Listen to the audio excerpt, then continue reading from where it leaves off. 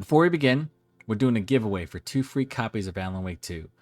All you have to do is like the video and comment Alan Wake 2 hype, and you'll automatically be entered. The giveaway will be live until October 26th, and details for the giveaway will be in the description. Enjoy the video.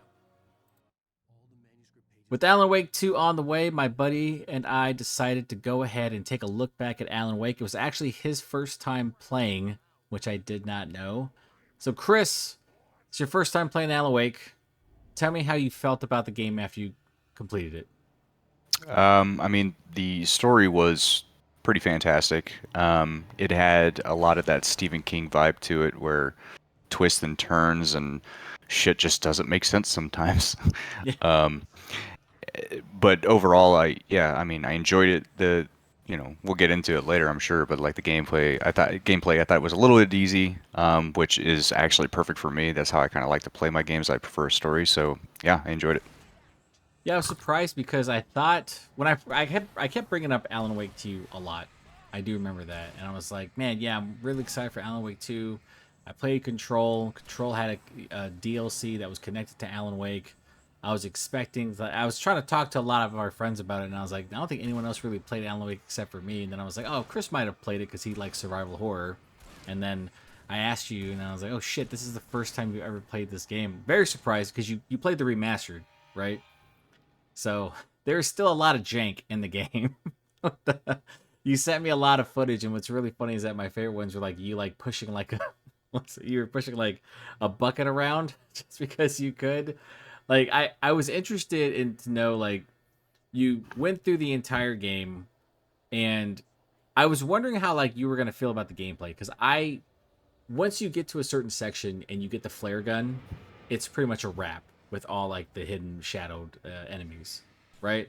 Like it really gets Yeah, really simple. What did you think yeah. about I like mean, the entire gimmick of using your flashlight to break down the shield and then killing the enemy like that? Well, I mean, for one, it added a little more when you were surrounded. It added a lot more anxiety to the situation because you can't just shoot your way out of it like Resident Evil or something like that. So you needed to be a little more strategic in how you approached certain things. Didn't happen all the time. The game got really weird at parts, like when you're getting a tractor thrown at you and stuff like that. Um, but it really made you take your time. And it helps that the story is really good too. They did a really really good job of lull period, intense anxiety, and then it'd go right back to a lull period where you're kind of learning about the story and everything like that. So I like that. That was essentially like what I think Remedy's really good at because it did it with Max Payne as well. So you'd remember you'd have like these really big like action sequences, and then you have like a lot of like neo noir conversations. There'd be like a couple of lull periods, and then followed up by a lot of intense action. And I really feel like Alan Wake did an excellent job of that. I think that like with the gunplay, it was kind of weird because like certain weapons were clearly overpowered, right? And I like the fact that you weren't given the same weapon as you continued on. Like it would continuously like take weapons away from you, force you to run into the light to kind of get away from enemies. But once again, you got to a certain point where it was like a flare gun or whatever, and it was just an absolute nightmare. Because I remember I got to the end of the game when I replayed the remastered last year, and I was just using the flare gun as often as possible to get to the final sections because it was just so damn like intense at times. You're getting crowded a lot, so I was like, "Fuck it, I gotta keep shooting through." And I was wondering like how you felt about having a weapon like that. That was ultimately kind of the end all be all, like something that you could just kind of use to get out of jail free. Like, what did you think of the flare gun? Did you use it a lot? I honestly, I didn't use it a lot purely because of my experience playing the old Silent Hills and Resident Evil. Mm. I was sitting there trying to conserve as much as possible, so then I would end the mission with like 6 flare gun rounds or something like that, and never used them. But yeah, you're right. They would take that stuff away from you.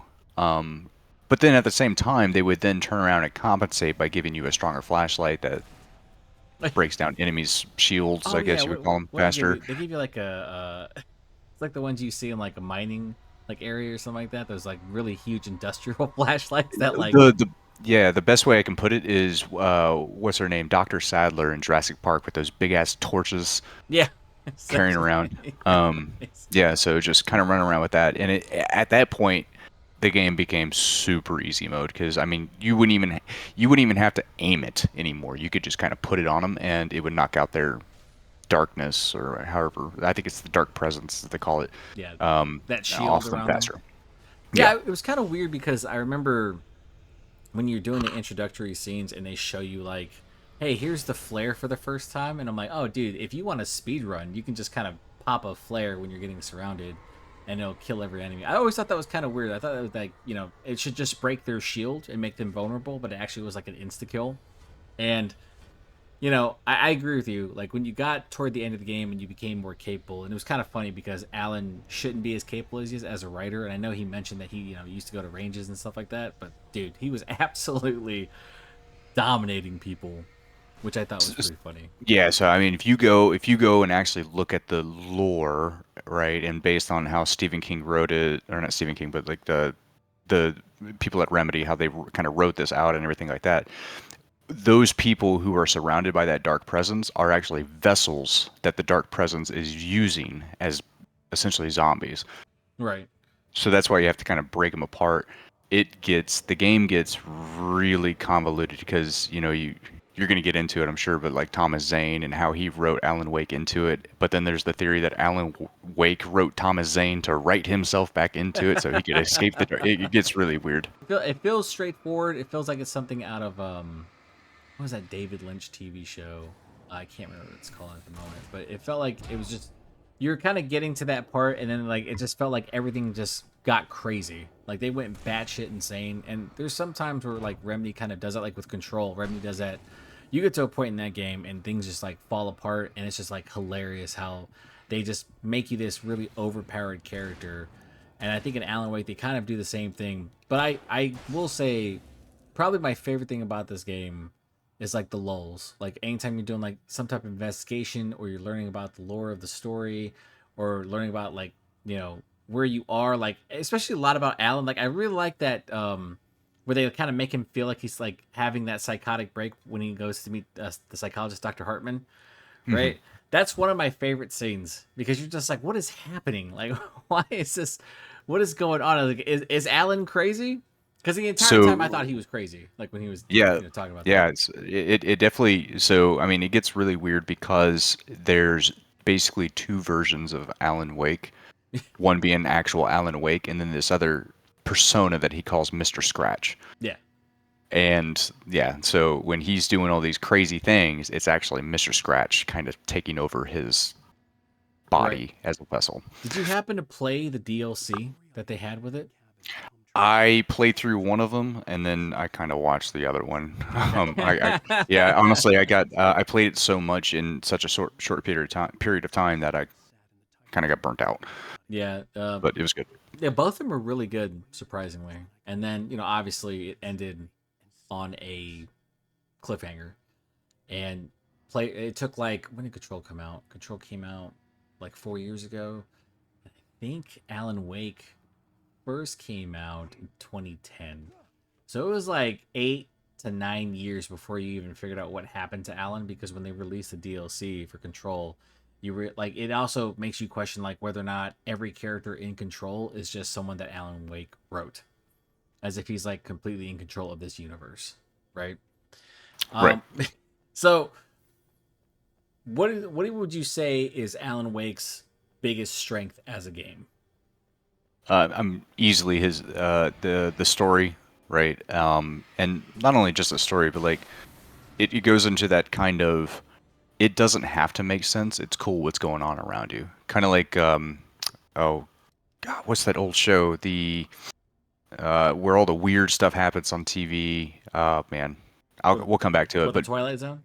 Twilight Zone, there you go. Yeah, exactly. So it feels like you're actually playing through the Twilight Zone, which then you have a subplot where he writes things that look like the Twilight Zone. I was So gonna say, so I finally remember the show. So the show that like Alan Wake's very heavily inspired by is Twin Peaks, right? If you've ever watched Twin Peaks, which you should, it's really good. They had like it first came out I think in the '90s, and then it came out again in the 2000s. But essentially, like it follows kind of the same thing where you have like a lot of these like really quirky characters and you don't know what's real or what's fake, and it's just everything feels so convincing. And that's essentially what Alan Wake is. Like you kind of have this feeling the entire time that something's wrong with the town, right? And with Alan as a character, like I think the voice acting one for him is fantastic. I love the fact that he is just like the most brooding character possible. And then every time he says something, it always feels like, because it feels like a novel recap. Like we're talking about episodes and stuff, like an episode recap, and then you have him speaking, and you're like, yeah, that makes sense, but also it doesn't. Like it constantly feels like when everyone's telling him that he sounds crazy, there's like a bit of truth to that, right? And I know that obviously he had that traumatic event where his wife, gets stuck under the lake or whatever. But at the same time, I think the writing in this game is so convincing that it really does make you question whether or not Alan is actually crazy or not. Obviously, he's not. He's really experiencing these things. But I'm kind of glad that they didn't pull like the rug from you, and just said like, "Oh yeah, Alan's fucking crazy." Right? He's just a psychiatric patient. They kind of played with that. I know a lot of other games have done that too. I think The Darkness 2 did that. They put you in the hospital with Jackie Estacado, and they're like, "Jackie, you're going crazy the entire time." He's like, "Nah, I'm not." So I said, "Nah, you guys are fucking crazy. I'm the one sane here." And I love the fact they did that also here in Alan Wake. Is there anything when you're playing this game for the first time? So obviously you're playing a pretty old game, right? 2010. We've got Xbox 360 mechanics and stuff like that. Was there anything in this game when you first played where you're like, this could have been improved upon as you're playing the remaster, or were you just like, that's fine? I kind of like the older feel to it. I kind of like the older feel to it. It kind of took me back to like when I was first, playing Silent Hill. Um, Silent Hill specifically. Yeah, okay. The first one. Damn. Well, mostly two.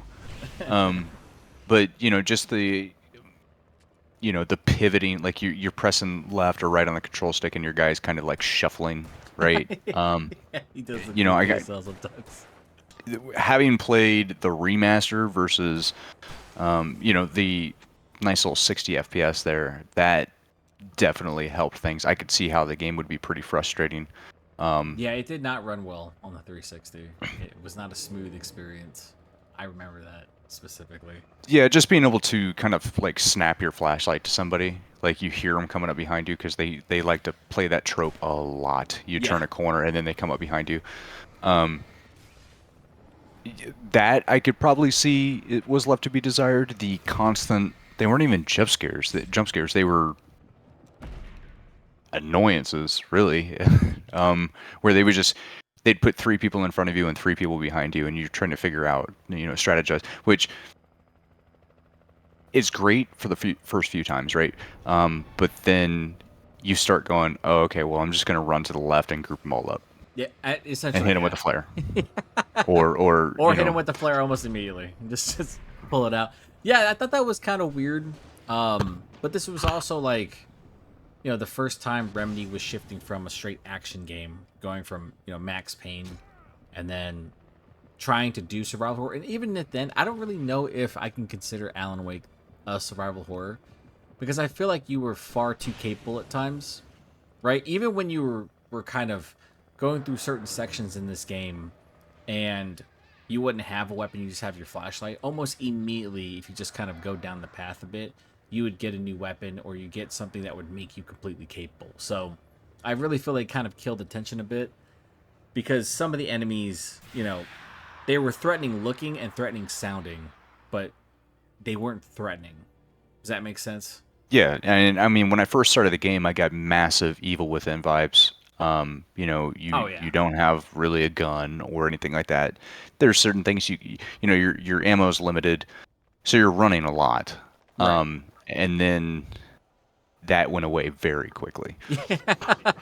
You kind of became the boogeyman, so to speak, against him in a way, because as soon as you were able to get certain weapons in the game, and even when you were trying to figure out, kind of, I guess I would say environmental puzzles near the end of the game, where they kind of put you to turn on these breakers at a certain point, you were just far too powerful.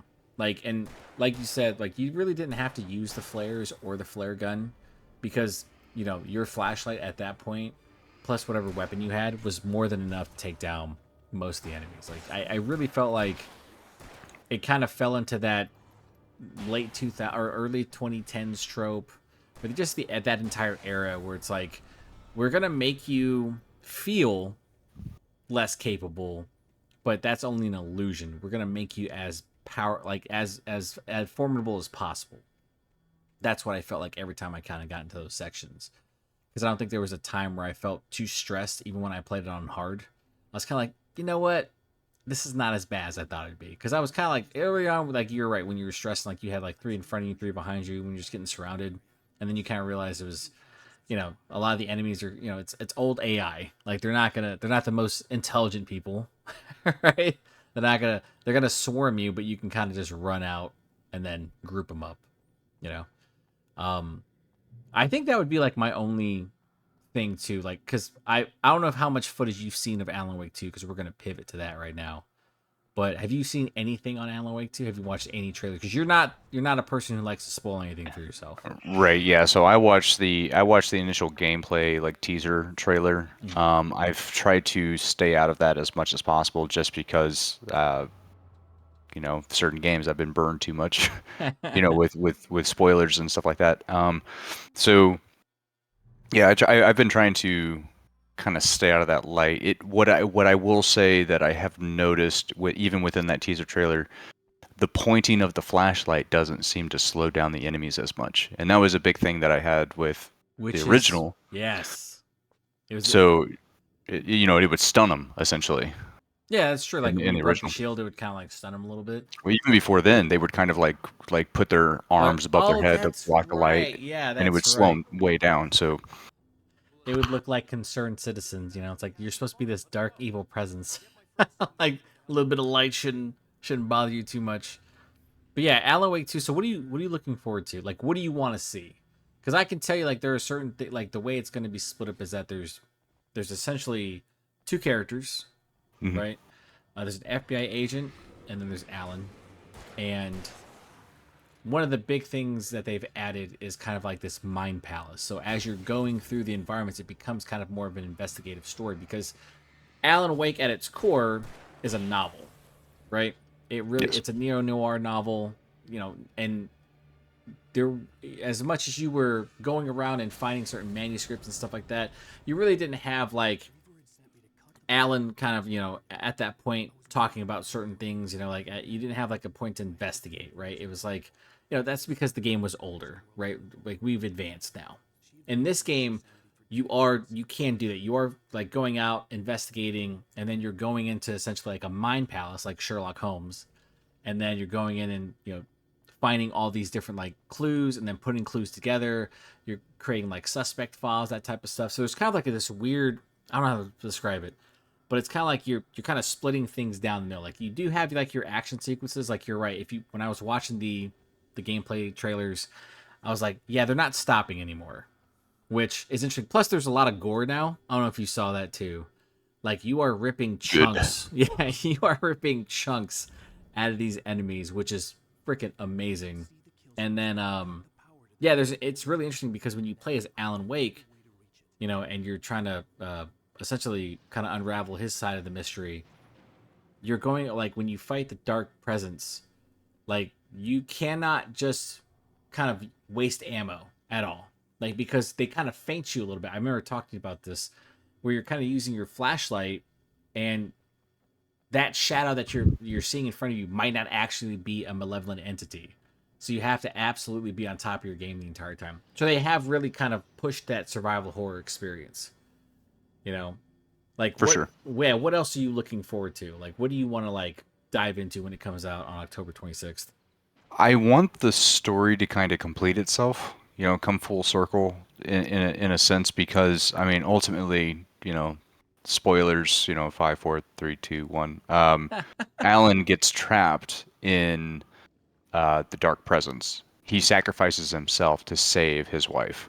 Right. So it kind of makes sense that the dark presence I guess people or whatever you want to call it, entities that he's coming into contact with in this one are stronger because he's actually there. Yes. Um, it's kind of like the upside down with Stranger Things. Stranger Things, Yeah. right? So kind of like that. Um, So that's what I'm looking forward to. I'm looking forward to more of a silent. I keep bringing back to Silent Hill, but that kind of eerie music that Tension. the surroundings are creepy and they're just they're tense. I'm not necessarily looking for jump scares. Right. I don't really care for that. So you want sustained horror like the Evil Within 2 and stuff like that, where like you had like moments where the enemies where it wasn't ever, at some points wasn't worth it to fight, like you're capable, like Sebastian Castellanos is capable, but it's more beneficial for you to kind of keep moving and sneak past enemies and stuff like that rather than you getting surrounded, like rather than you like directly engaging. Yeah, I can. I mean, I can almost. I don't want to say guarantee, but I'm going to go ahead and say guarantee that every enemy in that game probably is going to be able to be brought down, unless it's a scripted type thing where you're supposed to run, kind Yeah. of like the Evil Within does. Um, I'm kind of hoping they because don't have a stalker enemy, right? I do too. I'm kind of over it. I think we've kind of seen enough of that in a lot of the survival horrors. You and I have played. Like Resident Evil has, it's like every game now. There's a stalker. It's kind of the weirdest shit. Um, Yeah, I mean, three it makes sense, right? Nemesis, like right. that's kind of what he does, right? Um, but yeah, I don't want to see like I saw the bullhead guy in the trailer. I hope that's not a stalker guy. Oh yeah. I think the guy had like antlers on his head. I think he was like a cult Yeah, member. something Yeah. like No, that. you can flat out kill him. I'm assuming. Yeah. They're saying like so from the previews I've seen and like I watched a Scale Up's preview and he was just like this might be the best game I've ever seen, like in terms of visuals and stuff like that. Like, and if you've ever played Control, people will know that pretty much when Remedy put out Control, it was the benchmark for ray tracing. And I'm kind of curious to see how they've taken that leap because it has been a few years. And yeah, I agree with you about trying to go full circle because it did end in a cliffhanger. But also, I want to see how it connects with Control 2, which is something that Remedy has been confirmed to be working on. And I don't know if I want it to be the end of Alan's story though. I kind of feel like you might have at least a little bit of room for an Alan Wake 3, right? Because we've waited essentially over a decade for Alan Wake 2, so I think getting a trilogy in, if it makes sense. If it makes sense, getting a trilogy in would be cool. But I do agree, like I do kind of want to know more about like his involvement with the Dark Presence, how you know what Alan, like what does he do when he ultimately confronts or tries to find Alice and stuff like that. Like does he find Alice? Like is he able to get out of the dark place, that type of stuff. So yeah, so I mean, so Alice escapes the lake, Right. right? And Alan, presumably, just goes vanishes, missing. So Right. to her, right, in her timeline outside of the Dark Presence, he's just missing because she actually has no memory of everything that happened. It's kind of a weird dynamic like that, and so that's why I said Thomas Zane essentially wrote Alan Wake into existence. That's why you're able to find the clicker, Right. right? Which actually belonged to Thomas Zane, but Alan supposedly got it when he was a kid. So See, it's a really weird dynamic. So when you say like you want to see an Alan Wake 3, they absolutely could do that because you're dealing with the multiverse at this point. essentially, They yeah. can write whatever they want. Yeah, that's a good point. Maybe Control 2 will just be Alan Wake 3, just without the name. Well, so Because like in Control, right? I learned this today. I actually, like I said, I hadn't gotten around to playing it, but I know the story and everything like that associated with it. But the big monster that you run into, like halfway through the game, yeah, that's actually Dr. Hartman. yeah, yeah, So, who was the psychiatrist who helps people write, and they actually say like him and the FBI agent are actually infected. I shouldn't say infected, but possessed by the dark presence. That's why right. they're coming after him so hard. That was a pretty cool moment because you do actually fight him in Control. It was it's wild when they had that entire DLC and they had you pretty much pick up the phone and Alan was on the other side. I was like, yo, what is going on here? And then it's like the Alan Wake universe, pretty much. I was like, no way. It's a fantastic game. If you haven't played Control, I highly recommend it. The DLC is fantastic. The entire game is great.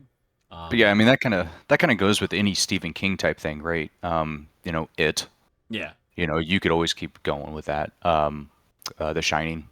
yeah, The Shining technically never ends. It technically never begins. But like yeah. If it's supposed to just mind screw you. I really love Sam Lake. He's like the primary writer at Remedy. He wrote Max Payne. He wrote Alan Wake, Control, all of them. I really feel like I'm not saying that they're making a Remedy connected universe, but it kind of feels like that. I know Quantum Break is never going to get a sequel, but they're um, it just feels like connections to all this supernatural, paranormal like activity type of things in the game. And I really feel like Alan Wake as a property. I'm kind of shocked that it got a sequel in the first place because it was kind of a forgotten game. People really loved it like it was a cult classic, and it just you know it ended on a cliffhanger. And here's the crazy part: like when they were trying to market this game, they literally went hard as shit. They had created a live action. I think it was like 4 episodes called Bright Falls, where I don't know if it followed Alan. I can't remember, but it was like you know they had a live action kind of a companion piece. Yeah, They he was in there. yeah, they had like a DLC to. They had multiple DLCs to it. They had like I remember it was like an Xbox arcade Alan Wake American Nightmare, and then nothing. Remedy moved on, and it was kind of weird because like I was like, okay, well, I guess this is gonna be a game that's gonna be a cliffhanger, and everyone just kind of expected it not to happen. And I was like, when they announced the remaster, like I wasn't a fan of certain things in the remaster. Like they're just like the visual upgrade was not really like. It's still really funny how Alan looks, how some of the characters look, but I mean, Yeah. it does look a lot better. Obviously, the frame rate stuff being as good as it is, thank goodness. But yeah, I didn't expect it, and then a lot of people, when it was finally announced, I think at the Game Awards that Alan Wake 2 is coming out, I was like, holy shit! And they're going full on survival horror. So I find that to be very cool, and to have pretty much two characters that you can kind of I think if I read it right, you can kind of switch you know in between like pretty seamlessly, which is interesting. So Yeah. I love the fact that there's a neo noir aspect. A neo noir survival horror game. I don't think I've ever heard of that ever. I think this might be the first of its kind. I might be wrong, but I'm excited because Alan Wake 2 looks fantastic, and it's just kind of continuing a game that I feel like probably should have had a sequel, 2 to 3 years after it had initially released.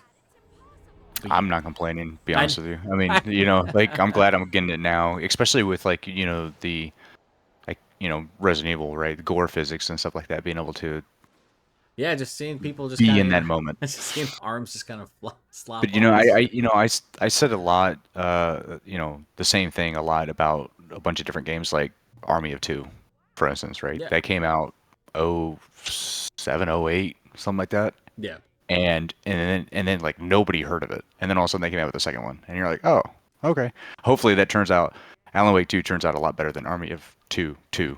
But I'm like every preview I've seen has been intensely positive, which is like I'm kind of happy about because like you and I follow some content creators that are kind of cynics, but like some of those guys who are like cynics because it's all they do, they just make reviews and previews and impression videos, that they've been like insanely positive about the game, mainly because one, it's a game that hasn't come out in a long time, and two, it's kind of doing things differently, than how other survival horrors are comprised of. Like, you're getting kind of that weirdness that I only think you get out of Remedy games, because Remedy games are all fucking weird, and they, one of the things about Control that I love so much is that it really at one point just kind of embraces the batshit insanity, like of being in a world where pretty much it's called the oldest house. You're legitimately like this kind of insanely overpowered character, and they embrace that, and from what mhm. I've read, they're embracing that kind of insanity with Alan Wake 2, and I'm kind of happy because we always kind of get, not to be disrespectful to some people with some survival horror games, but it's kind of vanilla survival horror games, right? We don't get really like the psychological aspect of it. I feel like The Evil Within was like one of the rare games that really like went to like macabre imagery, psychological horror, survival horror. And I'm kind of glad that we're getting that in this, like we're getting like a full on, I don't know how long this game's going to be, right? I'm hoping I think Alan Wake was around 10 hours ish, Yeah. depending on how. How good you are. I'm hoping we get around that amount of time or more. But Yeah, I'm yeah, hoping 15 to 20. yeah, hoping, right? Maybe. But yeah, so let's get some closing thoughts real quick. What would you rate the original Alan Wake? Like, would you recommend it to people? We don't have to do a number. We don't have to do a point scale. I hate that. Let's do like a Yeah, no, would you that recommend it to people if they haven't played it? 100%, 100%, especially if you are into, getting into a deep story, reading into a deep story, because I will preface that if you want the full story of that game, you are going to do some reading. Um, A lot of it. yeah, but if I will say Alan Wake, eh, voice like honey when he's Oh narrating yeah, like dude. his own It's book. butter. It's Um, butter. so it's you don't need to read that stuff, but it helps a lot.